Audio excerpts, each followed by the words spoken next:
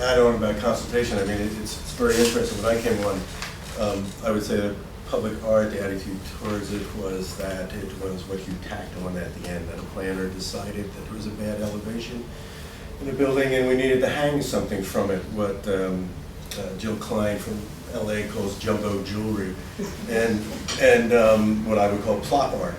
And the thing that I've been trying to change is that the discussion of art is begun in the early process, right with master planning, et cetera.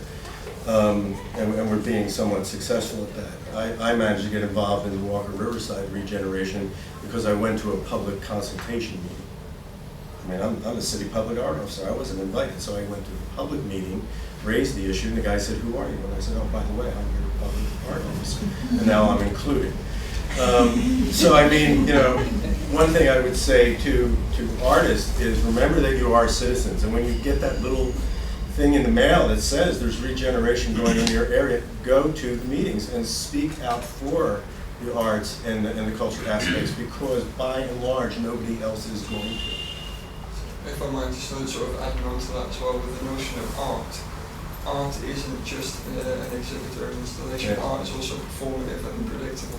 And public space is defined by that unpredictability of sudden encounters with diverse people that are different from yourself. Now, for the example of skateboarding or goth community gathering in a public space, young people exhibiting their identity in that kind of social environment is a performance. The fact that it's not seen as a performance by anybody else doesn't make it any less valid as an interpretation of art. The skateboarder on the street is an artist, but there are their materials of their body and the environment through which they move. So as you said, the idea of having skate-friendly urban design is something I'd be very much in favour for, but I'd be very hesitant to say that people would actually engage with putting steel rims on benches and along stone walkways to make them more grindable. Well, and again, I think it is an uphill struggle. You know, because again, we're talking about being contemporary, and we're also talking about, you know, the engagement about these spaces and creating places as opposed to saying, well, that's a place, and it really does take a great heave, you know, from people to say this is our city and this is the way we want it, and there's very little of that actually happens, you know. Policies come from London and say, oh my God, no, we got to build everything for kids. We're all working with kids next year. 2 years from now, they'll be saying something different. You know, I love the fact that there's climate change. Everything you can look at in the UK, in Ireland, in the United States, in Canada, through the Western world, and you will find that all the planning that's there and done is already obsolete according to the problems we're facing. That's what I mean when you look at planning and say, what we're planning today will be finished 15 years from now. We're already going to be building things that we know aren't of the standard we really need. And this happens all the time. Actually, just going, just tracking back a bit to what Peter was mentioning there. Can I just add something to the point, regressing a little bit, about public spaces? Well, I think there are designated public spaces and perceived public spaces. So when I was a kid, my perceived public space was my local library. You know, so a gallery, a public gallery that receives a lot of public money is a public space. Of course, there are different types of programs that the gallery can put on. But certainly, I think we can talk about Baltic as a public space. It's completely free. And I mean, Baltic is very recent, it's only 4 years old, and so there is a long way to go before it's completely perceived as a public space, but certainly there is the will and the possibility and the space for it to be perceived as such. So.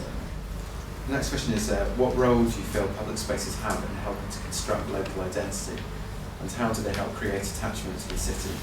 How have they also changed the outward perception of the place and region? I think this kind of discussion comes up all the time, and I think it's the cart before the horse, personally. I think we have to understand that the place should provide the context for activities leading to identity. You know, we're very, I think, robust at times. I don't know if you'll agree with this or not, but we're often very robust at trying to put the identity onto the site.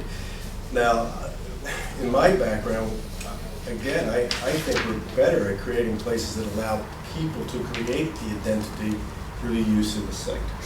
And I think that's a more complex approach, and it's one that makes a lot of urban designers, planners, bureaucrats nervous, because it means we have to say, well, we actually don't know what the final result is, that we're not trying to manage and control it, that we're trying to say we're going to put the best design, best materials, and as much as we can in terms of engagement and consultation into this place, and then we're going to step back.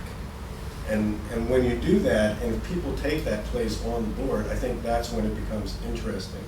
An example in terms of urban design in a broader context, but one of my favorite stories is that a very incredible municipality decided that they were going to destroy an area of their city, and they were going to regenerate it. And 4 people stopped it. The area was Greenwich Village in Manhattan, and the time was 1964. And to imagine Manhattan without the village is almost inconceivable to me. But the rationale of the city body was that the stores were kind of tumbling down. There were tattered awnings. There was lots of graffiti. And also that there were lots of artists living there, and they just didn't seem to be doing anything with the space, And so, they had this grand vision, and thankfully, Gene Jacobs and several people got together and stopped it. I think we have the same kind of dilemmas we have to talk about at this moment in time in Newcastle, those areas which are not, necessarily needing new design. They may need more support in infrastructure and other things, but there are really great places to live, and we need to pull them along as we take other areas that may be more neglected or sterile and bring them back into the context of place and how we create a city that is dynamic. So one of the ironies sort of that feeds from that with the idea of Newcastle's history, culture and identity is Newcastle City Councils, and this will probably predate your exposure to them, has got a very strong history of ignoring the cultural identity and heritage of the city for the benefit of commercial regeneration. Key examples of that would be the Eldon Square Shopping Centre and the tearing down the bulk of the city centre floor. A more recent example of that was the destruction of the Mayfair ballrooms to be able to build the new Gate megaplex. Mayfair ballrooms, if we're going to look at public space in terms of buildings embodying a public space, that thing was used for everything from bar mitzvahs to Bon Jovi concerts. And it was destroyed to put in a huge glass and steel megaplex building with Pizza Hut and the Odeon Cinema. So Newcastle City Council doesn't necessarily have the strongest record in terms of embedding heritage in its redevelopment practices. It's something I would like to see change in the future. I'm sure we're working well towards. But from that perspective, economic and commercial imperatives always seem to overshadow the cultural heritage. Yeah, well, and I think you've nailed one of the primary points. I think it's in one of your other questions, but that you hear this thing that culture is driving regeneration. The reality is pounds per square meter are driving regeneration. We're not seeing radical architecture. We're not seeing radical art. We're not seeing, as you're talking about, the contemporary way of building the infrastructure for those heritage areas, et cetera, because this city is very much geared to how it looks from the outside, and the danger of that for me is, we talk about growing local culture, and we talk about embodying that identity within the built environment, and then we look to basically commission entertainment packages, blockbusters, whatever it is, and none of that really has to do with place, because all that stuff can be done anywhere.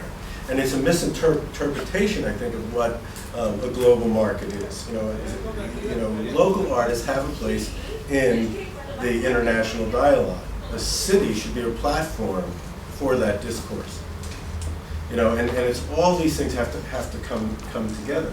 But no developer is going to look at the public realm and go, how much do you want to make that an interesting and engaging place? Unless there are policies, unless there's the political will to say to them, that's part of the price of doing business in Newcastle.